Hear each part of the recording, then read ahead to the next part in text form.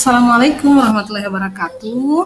Alhamdulillah, segala puji hanya milik Allah Subhanahu wa taala karena masih diberi kesempatan untuk bisa berbagi lagi ya tentang mata kuliah sosiologi pedesaan yang diprogram oleh mahasiswa penyuluhan pertanian. Oke. Jadi hari ini pertemuan yang ketiga, kita akan membahas tentang potensi masyarakat desa. Jadi karena kita kan sedang membahas sosiologi pedesaan, maka kita akan membahas seperti apa desa. Ya, jadi seluk-beluknya kemarin kan kita sudah mempelajari tentang pemerintahan desa. Nah, sekarang kita akan membahas mengenai potensi masyarakat desa. Baik.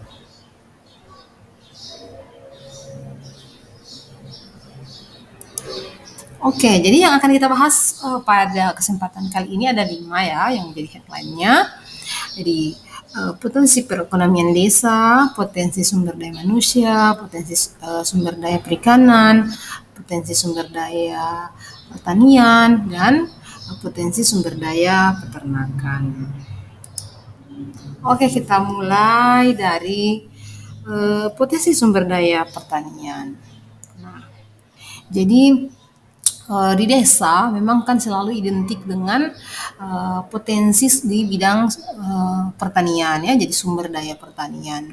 Kenapa? Karena memang di desa itu masih banyak lahan yang nganggur, lahan tidur. Sementara kalau di kota kan banyak dibangun kantor-kantor, apartemen, mall, dan segala macamnya. Sementara kalau di desa kita tidak menemukan itu ya, karena memang kebutuhan masyarakatnya berbeda. Jadi kalau kebutuhan masyarakat kota biasanya kan pergi belanja di mall, di kafe, sementara kalau di desa memang identik dengan sesuatu yang bersifat alami, meskipun kalau di kota juga kan kayak ada kebun binatang, tapi itu sudah buatan. Sementara kalau di desa itu merupakan sesuatu yang alami ya. Nah, untuk di potensi sumber daya pertanian di desa, jadi yang pertama adalah jadi ada 3 hal ya dalam potensi sumber daya pertanian di desa ini. Ada konsep pengembangan kawasan pertanian, kemudian ada kawasan pertanian, dan ada komunitas unggulan. Saya mulai dari tengah-tengah deh.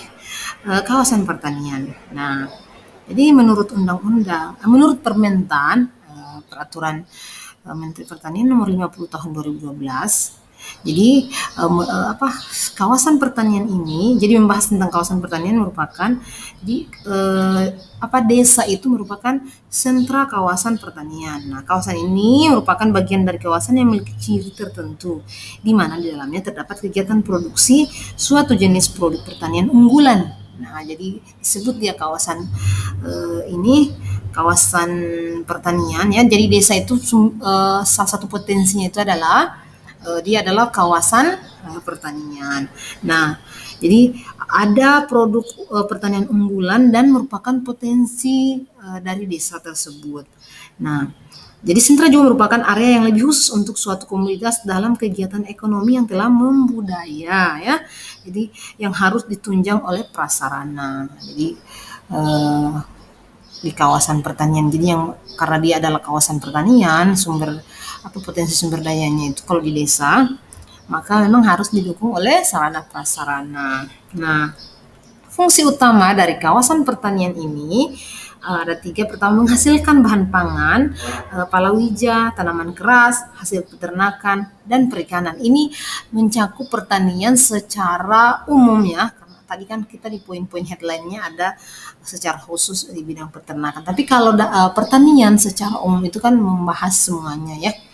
Nah, kemudian sebagai daerah resapan air hujan untuk kawasan sekitarnya. Jadi kalau misalkan kayak di Bogor itu ada puncak. Nah, puncak Bogor itu salah satu daerah pertanian juga ya. Kemudian membantu penyediaan lapangan kerja bagi masyarakat setempat. Nah, jadi itu kawasan pertanian. Ya, jadi kayak di apa namanya, salah satu kayak di Jawa Barat ya, di Lembang, kalau di Malang itu di Kota Batu. Nah, itu namanya kawasan pertanian. Jadi banyak menyerap tenaga kerja di situ. Nah, itu salah satu fungsinya kawasan pertanian. Nah, kemudian yang kedua adalah eh, konsep pengembangan kawasan pertanian.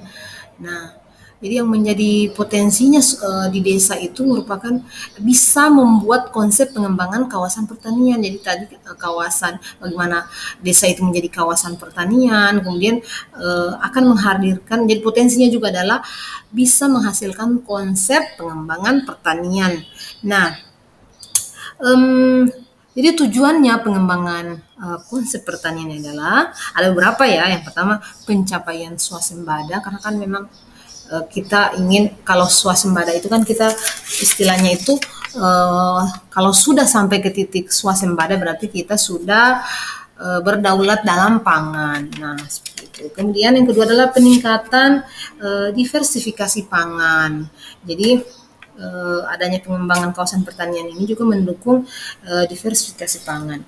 Kemudian yang ketiga, peningkatan nilai tambah daya saing ekspor. Jadi dan ekspor. Jadi kalau memang sudah ada kawasan khusus untuk pertanian dan sudah dikembangkan itu kan bisa menjadi meningkat daya saingnya, dan kalau daya saing meningkat maka peluang untuk ekspor itu tinggi. Nah, kemudian peningkatan kesejahteraan petani. Jadi memang pengembangan pertanian itu selalu pada akhirnya akan bermuara pada eh, peningkatan kesejahteraan petani. Kenapa? Karena memang petani ini menjadi pelaku utama. Jadi kalau punya petani tidak mau bertani lagi ya, nah itu kita akan mengalami kesusahan ya.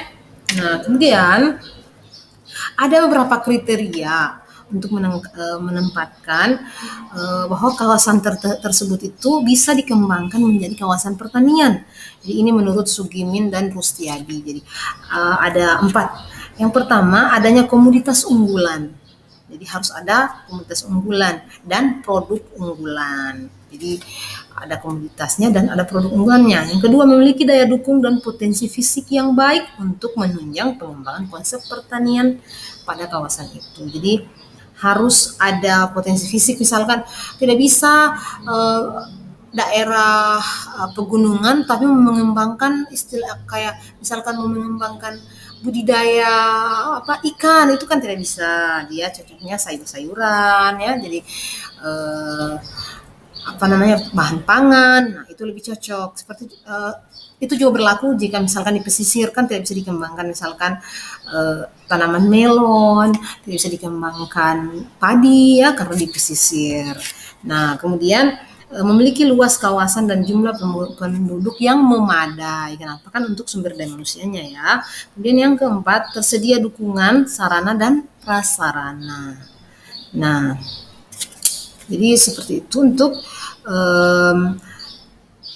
kriteria menjadikan suatu daerah itu menjadi daerah pengembangan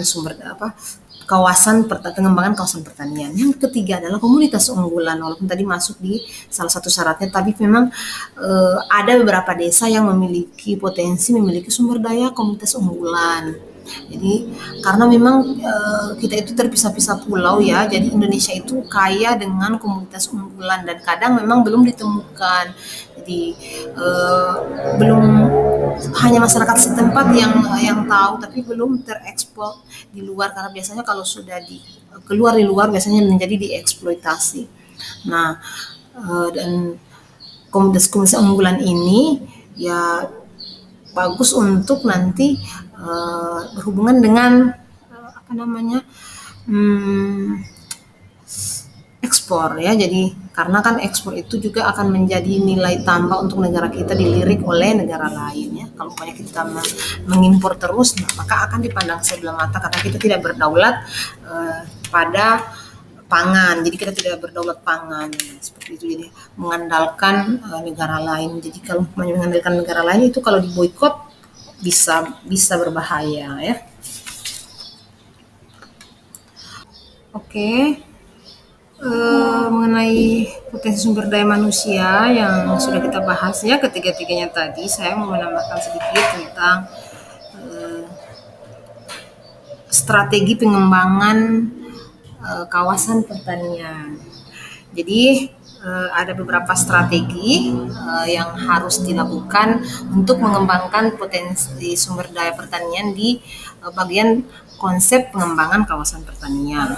Jadi yang pertama, meningkatkan diversifikasi ekonomi pedesaan melalui peningkatan nilai tambah dan daya saing produk pertanian.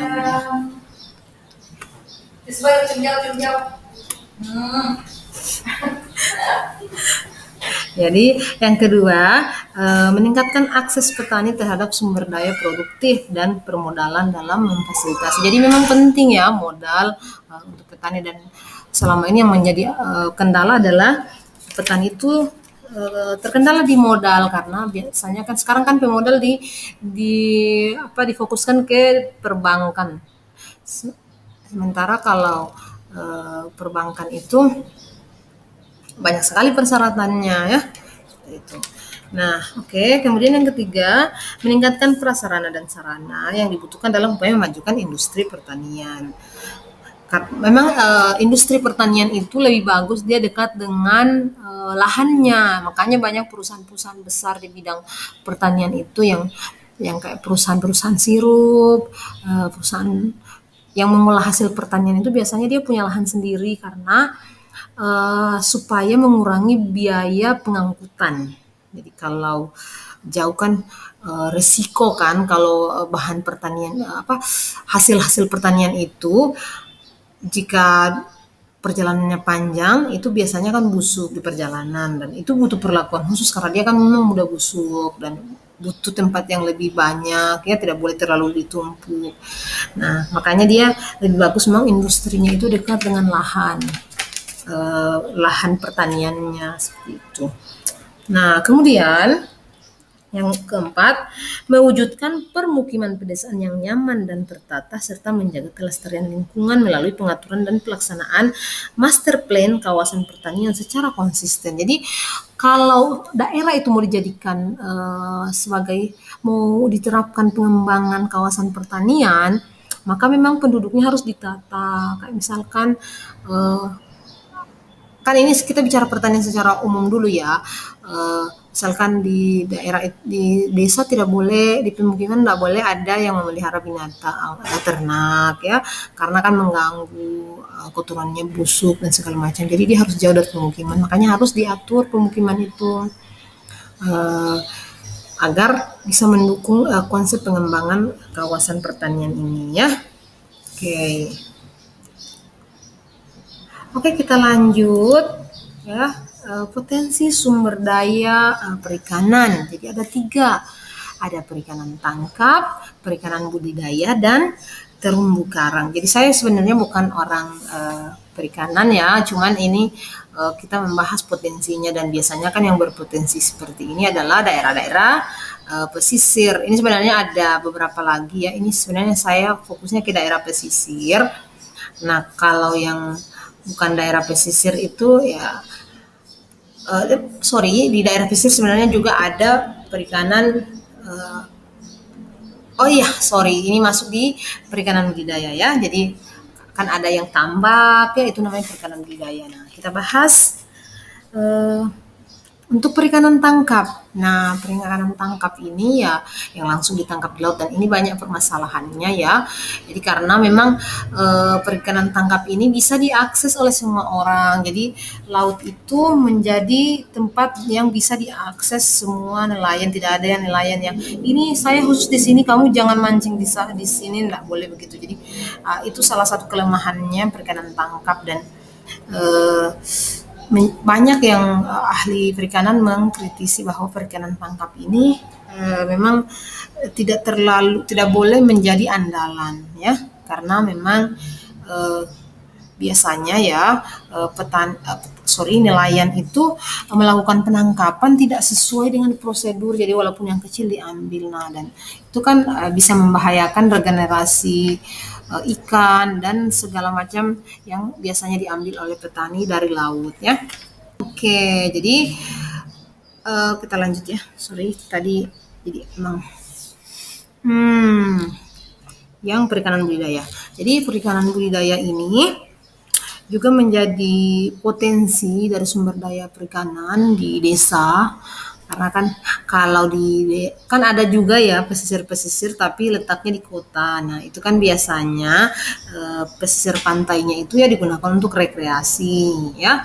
Sementara kalau di desa kebanyakan untuk perikanan budidaya, kayak misalkan mangrove. Di sekitar mangrove itu biasanya kalau daerah-daerah kota, perkotaan yang dekat dengan kota itu dijadikan tempat berwisata. Tapi kalau daerah-daerah yang biasanya jauh dari kota itu biasanya dipakai menjadi tambak. Jadi digunakan menjadi tambak untuk membudidaya. Jadi perikanan budidaya. Jadi dan ini bisa lebih menjanjikan karena ada kontrol manusia. Jadi bisa dikontrol. Sementara kalau perikanan tangkap itu kan ya open access ya, jadi semua orang bisa mengakses. Sementara kalau perikanan budidaya kita bisa merencanakan. Nah, yang menjadi potensi berikutnya adalah terumbu karang. Kenapa terumbu karang? Karena terumbu karang ini juga akan berhubungan dengan perikanan tangkap ya. Terumbu karang yang rusak itu selain merusak ekosistem juga akan berhubungan dengan perikanan tangkap, karena terumbu karang ini selain dia pemecah ombak ya, adalah tempat bertelurnya ikan, jadi menjadi rumah bagi ikan.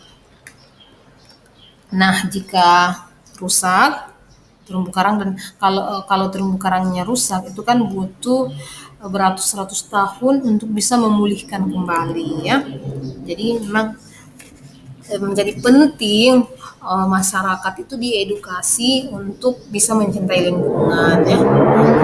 Seperti yang diamanahkan oleh bukan yang diamanahkan ya, yang disampaikan Allah bahwa jangan membuat kerusakan di muka bumi ya. Oke, yang berikutnya adalah potensi sumber daya manusia. Yang pertama adalah kepribadian. Kenapa sih kepribadiannya masyarakat desa itu menjadi sesuatu yang penting? Karena memang dari dulu masyarakat desa itu dianggap paling santun ya, karena kan jauh dari hiruk pikuk kota. Kemudian tenaga ya. Jadi masyarakat desa biasanya kan sehat-sehat, tidak makan junk food, jadi mereka biasanya kuat-kuat.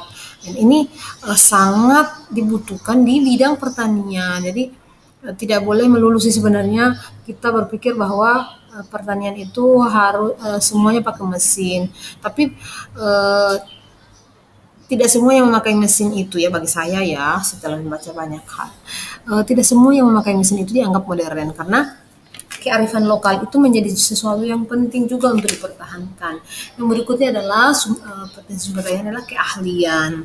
Nah, keahlian ini kalau di desa biasanya kan masyarakat desa itu ada pengalaman-pengalaman yang tidak dirasakan oleh masyarakat di perkotaan. Jadi kayak kearifan-kearifan lokal yang mereka sudah terapkan berpuluh-puluh tahun, dan itu sangat manjur istilahnya. Kayak misalkan obat-obatan tradisional itu luar biasa, jadi bisa menjadi sesuatu yang harus dikembangkan potensi seperti itu, karena memang mereka dapatkan dari pengalaman bertahun-tahun. Jadi tidak bisa mungkin kita serta-merta mengajari mereka, menggurui masyarakat desa ini. Oke, baik. Nah, sekarang tadi kan sudah ya potensi sumber daya manusia. Nah, sekarang potensi sumber daya peternakan. Nah, jadi dalam melihat potensi bahwa desa itu memiliki potensi sumber daya peternakan, itu harus ada 3 hal yang harus kita lihat. Pertama adalah pasti ekologi, ketersediaan lahan. Jadi kenapa? Karena memang kan ternak itu ya, butuh lahan yang harus terpisah dari pemukiman, karena memang kayak misalkan ayam petelur itu tidak boleh ribut. Kalau umpamanya dia ada di tengah-tengah pemukiman, itu akan mengganggu produktivitasnya ya. Nah, kemudian infrastruktur. Jadi infrastruktur ini terkait dengan yang terkait dengan peternakan ya, dapat berupa ketersediaan air untuk kebutuhan ternak. Jadi ternak ini kan memang butuh air, ya, jadi tidak ada ternak yang tidak butuh air.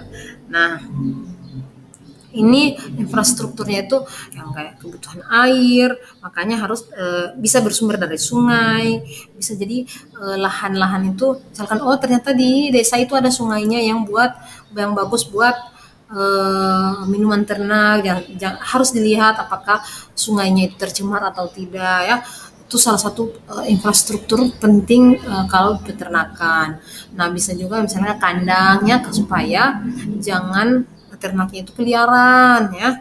Kemudian ketersediaan akses jalan bagi peternak. Jadi dia harus bagus jalannya, jangan sampai kasihan jalan menuju lahan peternakannya itu tidak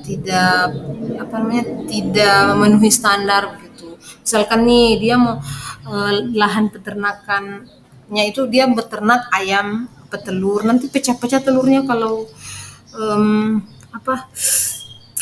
jalan yang dilewati itu luar biasa medannya. Nah, seperti itu ya. Meskipun memang sudah ada pelindungnya, tapi tetap saja kalau jalannya tidak mulus ya tetap akan ada yang rusak. Kemudian ada akses permodalan. Jadi memang penting ini permodalan bagi peternakan. Jadi untuk memulai usaha peternakan dapat memiliki komoditas ternak yang sesuai dengan permodalan yang dimiliki. Nah, maksudnya di desa itu kan biasanya seperti itu. Jika memang diakses permodalannya masyarakat setempat itu memilih misalkan dia hanya mampu beternak kambing, maka ya jangan beternak sapi seperti itu ya. Jadi, dan kalau ada peternak-peternak seperti itu yang sudah pandai istilahnya ya menentukan di mana ternak yang harus yang sesuai dengan kemampuan untuk peternak, maka dianggap bahwa desa itu memiliki potensi sumber daya peternakan. Nah, jadi keberhasilan pengembangan produk peternakan dapat tercapai jika dukungan atau usaha peternakan di desa. Jadi yang kedua, harus ada dukungan usaha. Terus berikutnya adalah harus ada 7 hal yang mendukungnya lagi. Yang pertama pasar hewan. Jadi memang harus ada pasar khususnya. Ini rekomendasinya ya. Kemudian ada kandang ternak, mesin pakan ya, jangan hanya dikasih begitu saja karena mereka bagaimanapun juga harus diperlakukan dengan baik.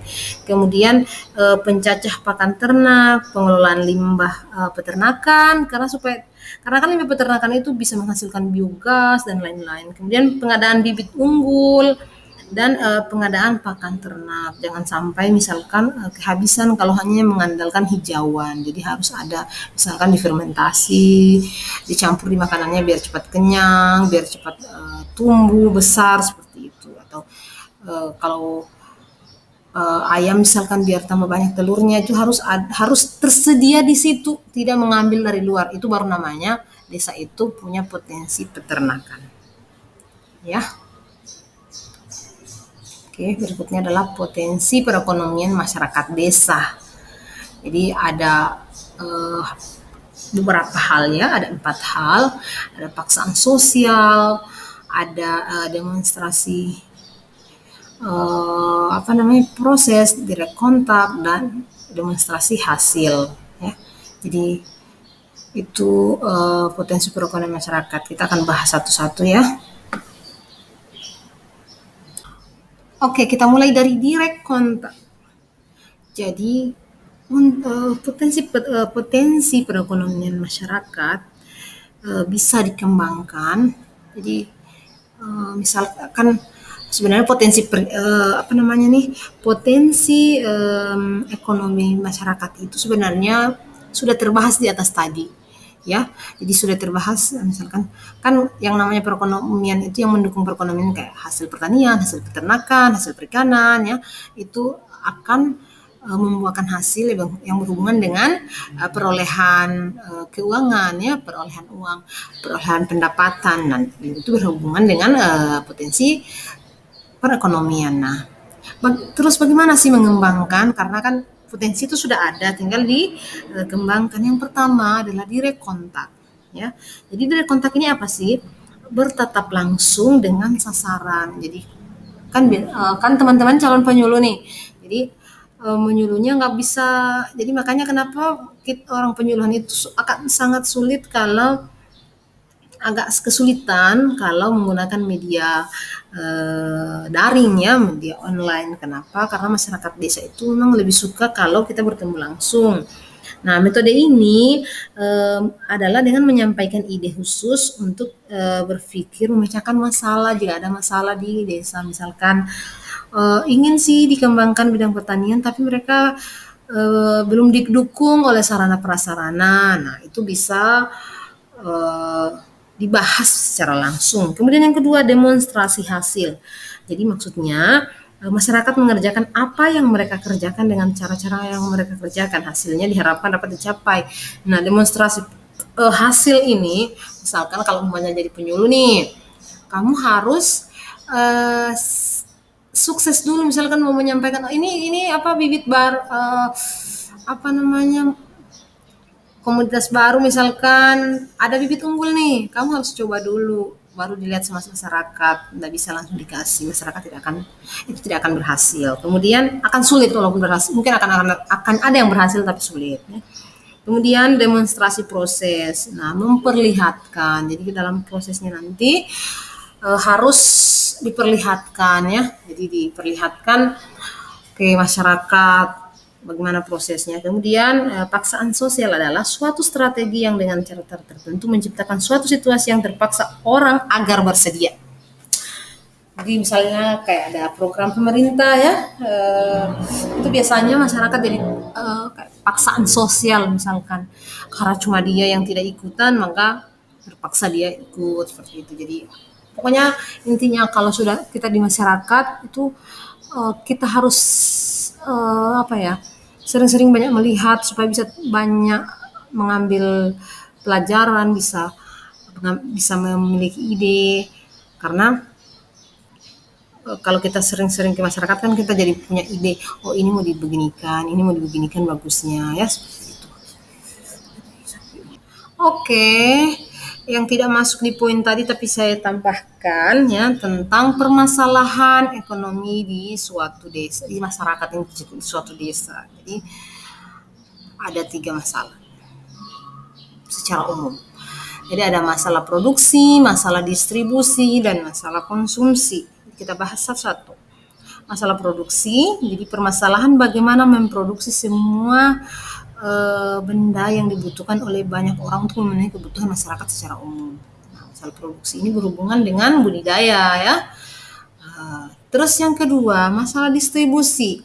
Jadi setelah diproduksi, yang akan menjadi masalah berikutnya adalah masalah distribusi. Nah, distribusi ini jika desa itu ada desa pertanian ya, maupun yang punya potensi di bidang pertanian secara umum, itu kan distribusinya lagi, misalkan ikan itu kan mudah busuk. Kalau umpamanya di desa itu tidak ada kulkas, tidak ada listrik, nah itu menjadi bermasalah kalau hasil tangkapan nelayannya banyak dan tidak bisa diolah dengan baik karena kan harus dikasih es ya, tapi karena tidak ada listrik, nah itu bisa menghambat. Ditambah lagi misalkan tidak ada kapal yang akan tidak ada alat transportasi yang akan memudahkan untuk dibawa ke kota pun misalkan sudah selamat tapi sampai sana sudah rusak karena tidak diberi perlakuan pendinginan. Nah, seperti itu. Kemudian yang berikutnya adalah masalah konsumsi.